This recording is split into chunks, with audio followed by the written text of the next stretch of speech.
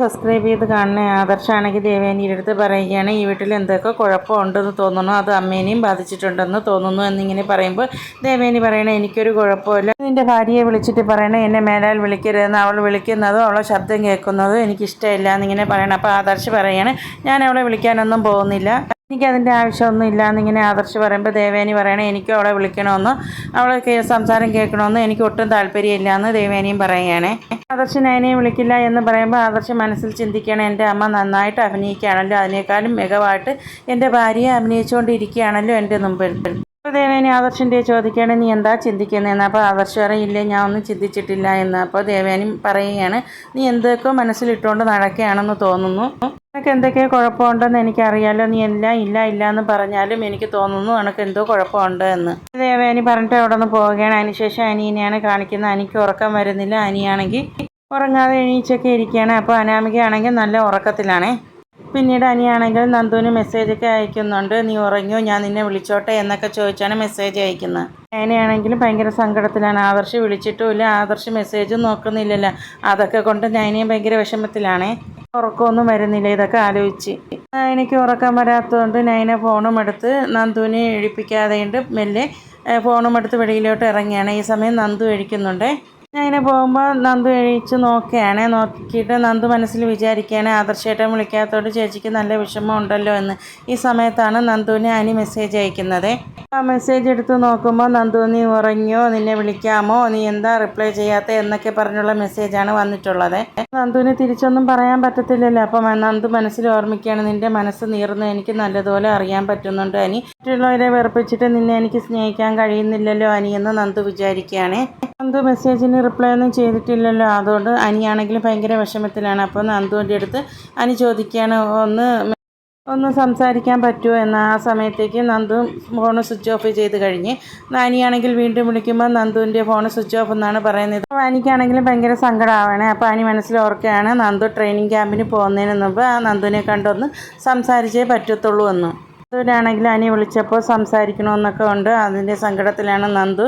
പിന്നെ മറ്റുള്ളവരെ കരുതിയാണ്, മറ്റുള്ളവരെ കൊച്ചാക്കിക്കൊണ്ട് എങ്ങനെയാണ് നന്ദുവിൻ്റെ സംസാരിക്കുക, അവരൊക്കെ പറഞ്ഞില്ലേ നന്ദുവിനെ വിളിക്കല്ലെന്ന്. അപ്പോൾ അങ്ങനെ അതുകൊണ്ടാണ് നന്ദു ഫോണെടുത്ത് അനിയുടെ അടുത്ത് സംസാരിക്കാത്തത്. അപ്പോൾ അങ്ങനെ സംസാരിക്കാത്തതിന് നന്ദുവിന് ഭയങ്കര വിഷമമുണ്ട്. പിന്നീട് നയനയാണെങ്കിൽ ആകെ വിഷമത്തിലാണ് ഇരിക്കുന്നത്. ആദർശ് ഫോൺ വിളിച്ചില്ലല്ലോ, അപ്പോൾ ആ സങ്കടത്തിലാണ്. അപ്പോഴാണെങ്കിൽ ദേവേനി നയനയെ വിളിക്കുകയാണ്. വിളിക്കുമ്പോൾ നയനെ വിചാരിക്കുകയാണ് ആദർശേട്ടൻ വിളിക്കുകയാണ് എന്ന് പറഞ്ഞ് വിചാരിച്ച് ഫോൺ എടുക്കാൻ പോകുമ്പോൾ ദേവേനിയാണ്.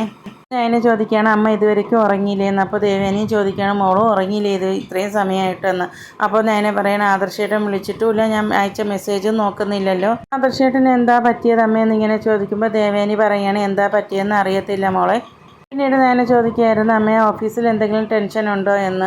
അപ്പോൾ ദേവേനി പറയുകയാണ്, ഓഫീസിൽ വല്ല ടെൻഷനും ഉണ്ടെങ്കിൽ അവൻ അത് വീട്ടിൽ കാണിക്കത്തില്ലല്ലോ, ഓഫീസ് വേറെ വീട് വേറെ എന്ന് പറഞ്ഞുകൊണ്ട് നടക്കുന്ന ആളല്ലേ അവൻ. അപ്പോൾ അങ്ങനത്തെ അവിടുത്തെ ടെൻഷനൊന്നും വല്ലതും ഉണ്ടെങ്കിൽ അവൻ വീട്ടിൽ വന്ന് കാണിക്കത്തില്ല എന്ന്. ആദർശന് എന്താ പറ്റിയ അറിയത്തില്ല എന്ന് പറയണ. മോളെ ഇതുവരെയ്ക്കും വിളിച്ചിട്ടില്ലേ ആദർശ് എന്ന് ദേവേനി ചോദിക്കുകയാണ്. അപ്പോൾ എന്നെ ഇതുവരെ ആദർശേട്ടൻ വിളിച്ചിട്ടില്ല എന്ന് നയന പറയാണ്. നന്ദു പോകുന്നതിൻ്റെ അതിൻ്റെ ഒരു വിഷമവും കൂടിയുണ്ട് എനിക്ക്, അതുകൊണ്ടാണ് എനിക്ക് ഉറക്കം വരാത്ത, അമ്മ പോയി കിടന്നു എന്ന് പറയുകയാണ്.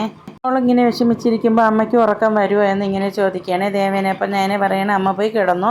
പിന്നീട് ദേവേനി പറയുന്നുണ്ടായിരുന്നു, നാളെ രാവിലെ ഞാൻ മോളടുത്തേക്ക് എത്തിക്കോളാം എന്ന് പറഞ്ഞിട്ട് ഫോൺ വെക്കട്ടെ എന്ന് ചോദിച്ച് ഫോൺ കട്ട് ചെയ്യാണ്. ദേവേനിക്ക് ഭയങ്കര വിഷമമാവുകയാണ്. അതിനുശേഷം ആദർശിനെയാണ് കാണിക്കുന്നത്. ആദർശ് ഉറക്കം വരാതെ ഇങ്ങനെ എന്തൊക്കെ ചിന്തിച്ച് കൂട്ടി കിടക്കുകയാണ്. അതിനെയാണെങ്കിലും സങ്കടപ്പെട്ടിരിക്കുന്നതും കാണിക്കുന്നു. പിന്നീട് അനിയും നന്ദുവിനെയാണ് കാണിക്കുന്നത്. അനിയും നന്ദുവും ഉറക്കം വരാതെ സങ്കടപ്പെട്ട് അവരും ഇരിക്കുന്നു.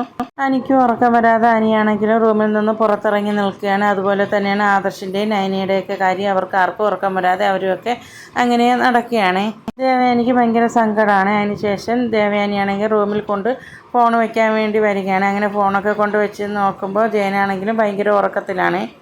ദേവയാനിയും കിടക്കുന്നുണ്ടായിരുന്നു. പിന്നീട് രാവിലെ നയനയാണെങ്കിൽ നന്ദുവിനുള്ള ചായയായിട്ട് വരുന്നുണ്ട്. ചായ കൊണ്ടുവന്ന് കൊടുത്തിട്ട് നന്ദുവിൻ്റെ അടുത്ത് ചായ കുടിക്കാനൊക്കെ പറയുകയാണ്. അപ്പോൾ നന്ദു നയനയുടെ അടുത്ത് ചോദിക്കുകയാണ്, ചേച്ചി ഇന്നലെ ഉറങ്ങിയിട്ടില്ല അല്ലേ എന്ന്. അപ്പം നന്ദുവിൻ്റെ അടുത്ത് നയന ചോദിക്കുകയാണ്, അതെന്താ നീ എങ്ങനെ ചോദിച്ചതെന്ന്.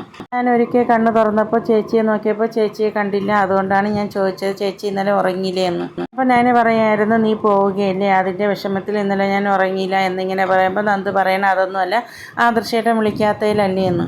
വരാത്തതിലും ചേച്ചിക്ക് നല്ല വിഷമമുണ്ടല്ലേ എന്നിങ്ങനെ പറയുമ്പോൾ അത് പിന്നെ എനിക്ക് വിഷമം കാണാതെ ഇരിക്കും. ആദർശേട്ടൻ വിഷുവിനും വന്നില്ല, വിഷു കൈനീട്ടവും തന്നില്ല, എന്നെ വിളിച്ചതുമില്ല. എനിക്കപ്പോൾ ഭയങ്കര സങ്കടം ആവത്തില്ലേ? ഇങ്ങനെയൊന്നും സംഭവിക്കാറുള്ളതല്ല.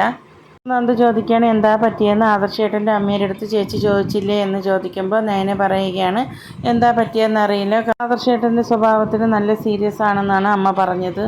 അപ്പോൾ നന്ദു ചോദിക്കുകയാണ് ചേച്ചി അങ്ങോട്ട് വിളിച്ചില്ലേ എന്ന്. അപ്പോൾ നയന പറയുകയാണ് ഞാൻ വിളിച്ചിട്ട് ഫോൺ എടുക്കുന്നില്ല ആദർശേട്ടൻ. അപ്പോൾ നന്ദു സംശയത്തിൽ ചോദിക്കുകയാണ് ചേച്ചി ആദർശേട്ടൻ്റെ അമ്മയായിട്ടുള്ള സ്നേഹത്തിലുള്ള കാര്യം ആദർശേട്ടൻ അറിഞ്ഞു കാണുമോ? അതുകൊണ്ടായിരിക്കും ആദർശേട്ടൻ ഇങ്ങനെയൊക്കെ കാണിക്കുന്നത്. അങ്ങനെ അറിയാൻ വഴിയില്ല. അഥവാ അങ്ങനെ അറിഞ്ഞാലും ആദർശേട്ടൻ ഞാനും അമ്മയും ഒന്നാകണമെന്നും ഒരുപാട് അമ്മ എന്നെ സ്നേഹിക്കണമെന്നൊക്കെ ഒരുപാട് പ്രാർത്ഥിച്ചിട്ടുള്ള ആളാണ് ആദർശേട്ടൻ. അങ്ങനെ ഈ കാര്യം അറിഞ്ഞിട്ടുണ്ടെങ്കിൽ ആദർശേട്ടന് സന്തോഷമാവുകയല്ലേ ചെയ്യുള്ളൂ. നയനയാണെങ്കിൽ ആദർശിൻ്റെ ദേവയാനിയായിട്ടുള്ള സ്നേഹത്തെക്കുറിച്ച് പറഞ്ഞിട്ടില്ല, മറച്ച് വെക്കുകയാണ് ചെയ്ത്. ദേവയാനി അറിയാതെ വേണമെങ്കിൽ നയനയ്ക്ക് ആദർശിൻ്റെ അടുത്ത് പറയാമായിരുന്നു. പക്ഷെ നയന അത് ആദർശിൽ നിന്ന് മറച്ച് വെച്ചു. അപ്പം നയന ചെയ്ത തെറ്റുകളൊക്കെ മാറി മാറി പറയുന്നുണ്ടായിരുന്നു. എങ്ങനെയായാലും ആദർശേട്ടൻ്റെ നയന പറയേണ്ടതായിരുന്നു എന്ന്. ഇത് മറച്ചു വെച്ചതിൽ നയനയുടെ ഭാഗത്ത് തെറ്റുണ്ടല്ലോ, അതിനെക്കുറിച്ചൊക്കെ സംസാരിച്ചതിന് ശേഷം നന്ദു പോകുന്ന സങ്കടത്തെക്കുറിച്ചൊക്കെ അവർ സംസാരിക്കുകയാണ്. നയന പറയുന്നുണ്ടായിരുന്നു നീ പോണതിൽ എല്ലാവർക്കും വിഷമമുണ്ട്, അത് നീ പോയി കഴിഞ്ഞാലും കാണും, നീ പോയതിന് ശേഷം അനിയെ വിളിക്കരുത്, എൻ്റെ കോൾ കണ്ടാൽ നീ അറ്റൻഡ് ഒന്നും ചെയ്യരുത് എന്ന് പറയണ ആദർശേട്ടൻ്റെ അമ്മ നിന്നെ നല്ല രീതിയിൽ ഉപദേശിച്ചതല്ലേ. അങ്ങനെയായിരുന്നാലും നന്ദുവിൻ്റെ ചോദിക്കുകയാണ് അനി ഇന്നലെ നിന്നെ വിളിച്ചായിരുന്നു എന്ന്. അപ്പോൾ നന്ദു അത് പിന്നെ എന്നിങ്ങനെ പറയുകയാണ്. അങ്ങനെ പറയുകയാണ് ഒരു നല്ല കാര്യത്തിന് പോവാൻ നിൽക്കുമ്പോഴെങ്കിലും നീ കള്ളം പറയില്ലേ, നീ കുളിക്കാൻ പോകുന്ന സമയത്ത് നിൻ്റെ ഫോൺ ഞാൻ നോക്കിയായിരുന്നു, നീ അയച്ച മെസ്സേജൊക്കെ ഞാൻ കണ്ടിരുന്നു എന്ന്. അപ്പോൾ നന്ദു പറയുകയാണ് അതിന് ഞാൻ റിപ്ലൈ ഒന്നും കൊടുത്തിട്ടില്ലല്ലോ എന്ന്. അങ്ങനെ നീ റിപ്ലൈ കൊടുത്തിരുന്നെങ്കിൽ അത് ആ ഫോണിൽ കാണുമായിരുന്നല്ലോ, നീ റിപ്ലൈ കൊടുക്കാത്തതിൽ എനിക്ക് വലിയ സന്തോഷമുണ്ട്. നീ അങ്ങനെ തന്നെ ആയിരിക്കണം, നീ ഇവിടെ നിന്ന് പോയി കഴിഞ്ഞാലും അനിയുടെ ഫോൺ വരികയാണെങ്കിൽ നീ അറ്റൻഡ് ഒന്നും ചെയ്യരുത്, റിപ്ലൈ ഒന്നും കൊടുക്കരുത്. പരസ്പരം അടുക്കുന്നവർ അകന്നു കഴിയുമ്പോൾ പിന്നെ അടുക്കാനുള്ള അവസരം കൂടുകയുള്ളൂ. നീയായിട്ട് അനന്തപുരിയിൽ അങ്ങനെ ഒരു അവസരം സൃഷ്ടിക്കരുതെന്ന് നയന നന്ദുവിൻ്റെ പറയുകയാണേ. ഈ കാരണം അവിടെ ഒരു പ്രശ്നം ഉണ്ടാവരുത് എന്നിങ്ങനെയൊക്കെ പറഞ്ഞിട്ട് നയന അവിടെ നിന്ന് പോവുകയാണ്. അതിനുശേഷം ആദർശിനെയാണ് കാണിക്കുന്നത്. പക്ഷെ ആണെങ്കിലും ഉറങ്ങിയിട്ടൊന്നുമില്ല, അവിടെ തന്നെയാണ് ഇരിക്കുന്നത്. അപ്പോൾ ദേവയാനിയാണെങ്കിൽ അമ്പലത്തിൽ പോകാൻ വേണ്ടി നേരത്തെ ഇറങ്ങി വരികയാണ്. അപ്പോൾ ആദർശ് അവിടെ ഇരിക്കുന്നത് കാണും. അപ്പോൾ ദേവേനി ചോദിക്കുകയാണ് നീ ഇത്ര നേരത്തെ എഴുന്നേറ്റോ, നീ രാത്രി ഉറങ്ങിയില്ലേ, നീ ഇങ്ങനെ നേരത്തെ എഴുന്നേൽക്കാറുള്ളത് പതിവല്ലല്ലോ എന്നൊക്കെ ഇങ്ങനെ ആദർശിൻ്റെ അടുത്ത് ചോദിക്കുകയാണ്. ആദർശ് ദേവേനിയുടെ അടുത്ത് ചോദിക്കുകയാണ് അമ്മ ഈ സമയത്ത് നേരത്തെ എങ്ങോട്ടാണ് പോകുന്നതെന്ന്. ദേവേനി പറയുകയാണെങ്കിൽ അമ്പലത്തിലേക്ക് പോകുമെന്ന്. അപ്പോൾ അത് ആദർശ് ചോദിക്കുകയാണ് ഇത്ര നേരത്തെ അമ്മ അമ്പലത്തിലേക്ക് പോകുന്നു എന്ന്. അപ്പോൾ ദേവേനി പറയുകയാണ് ഇത്ര നേരത്തെ ഞാൻ എപ്പോഴും അമ്പലത്തിലേക്ക് പോകാറുള്ളതാണല്ലോ എന്ന്. എന്താ പതിവില്ലാതെ നേരത്തെ എഴുന്നേറ്റ് നീ സമയത്ത് ഉണരാറുള്ളതല്ലല്ലോ. അപ്പോൾ ആദർശ് പറയുകയാണ് ഇന്നലെ എനിക്ക് ഉറങ്ങാൻ പറ്റിയില്ല എന്ന്. അപ്പോൾ ദേവയാനി ചോദിക്കുകയാണ് അതെന്താ നിൻ്റെ ഭാര്യ അടുത്തില്ലാത്തത് കൊണ്ടാണോ എന്ന്. അപ്പോൾ ആദർശ് പറയുകയാണ് ഞാൻ അമ്മയുടെ അടുത്ത് പറഞ്ഞിട്ടില്ലേ അവളില്ലാത്തതുകൊണ്ട് എൻ്റെ ഉറക്കത്തിന് ഒരു കുഴപ്പം വരത്തില്ല എന്ന്, പിന്നെ എന്തിനാ അമ്മ വീണ്ടും വീണ്ടും അവളെ കാര്യം തന്നെ ചോദിച്ചുകൊണ്ടിരിക്കുന്നതെന്ന്. അമ്മ എന്തായാലും അമ്പലത്തിൽ പോകാൻ ഇറങ്ങിയതല്ലേ, എന്നിട്ട് അമ്മ അമ്പലത്തിൽ പോയതിന് ശേഷം നല്ല രീതിയിൽ പ്രാർത്ഥിക്കുക അമ്മയുടെ ആഗ്രഹങ്ങൾ നടക്കാൻ വേണ്ടിയെന്ന്. അമ്മയുടെ വലിയ ആഗ്രഹമായിരുന്നല്ലോ ഞാനും നയനയും തമ്മിൽ പിരിയണമെന്ന്. അപ്പോൾ അത് പോയി അമ്പലത്തിൽ പോയി പ്രാർത്ഥിക്കാനാണ് ഞാൻ പറഞ്ഞതെന്ന് ആദർശ് പറയുകയാണ്. നിനക്ക് നിൻ്റെ ഭാര്യയെ വിട്ട് കളയാൻ പറ്റത്തില്ല എന്ന് എനിക്ക് നല്ലതുപോലെ അറിയാം. ഞാൻ പോയി പ്രാർത്ഥിച്ച് അങ്ങനെ വല്ലതും സംഭവിച്ചാൽ പിന്നെ നിൻ്റെ മനസ്സമാധാനത്തിന് വേണ്ടി വീണ്ടും ഞാൻ ദൈവങ്ങളെ പോയി ബുദ്ധിമുട്ടിക്കണ്ടേ എന്ന്.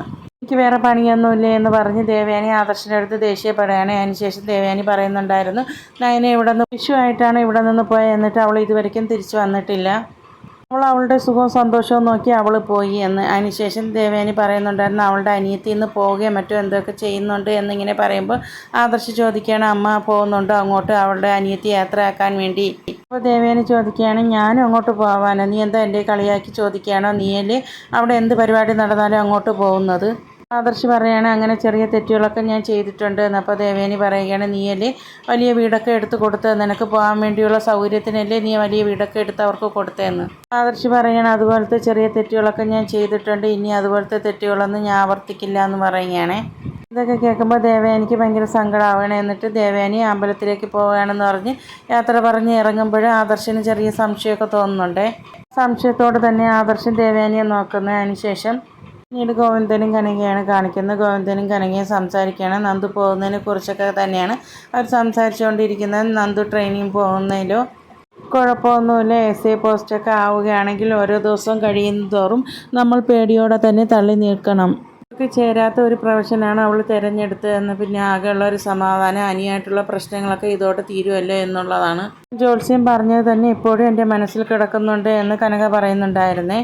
അനിയും അനാമികയും നല്ല രീതിയിൽ മുന്നോട്ട് പോവുകയായിരുന്നെങ്കിൽ കുഴപ്പമൊന്നുമില്ലായിരുന്നല്ലോ. അവരുടെ ജീവിതം ഏത് നിമിഷവും തകരും എന്നുള്ള രീതിയിലാണല്ലോ ഇപ്പോൾ മുന്നോട്ട് പോകുന്നത്. അതുകൊണ്ടുള്ള പേടിയും കൂടി എനിക്കുണ്ട് എന്ന് കനക പറയുന്നുണ്ടായിരുന്നു. അതിനുശേഷം കനക പറയുന്നു, ആ ജോത്സ്യർ പറഞ്ഞത് തന്നെ എൻ്റെ മനസ്സിൽ ഇപ്പോഴും കിടക്കുന്നുണ്ട്. മോള് സ്നേഹിച്ച ആളെ തന്നെ മോള് കല്യാണം കഴിക്കുകയുള്ളൂ എന്ന് പറഞ്ഞു. പിന്നെ കുഞ്ഞുനാൾ മുതലേ അവൾക്ക് ആൺകുട്ടികളുമായിട്ട് തന്നെ കൂട്ടുണ്ടായിരുന്നത്. എങ്ങനെയാണ് അനിയുമായിട്ടുള്ള സ്നേഹം വന്നതെന്ന് എനിക്കറിയത്തില്ല.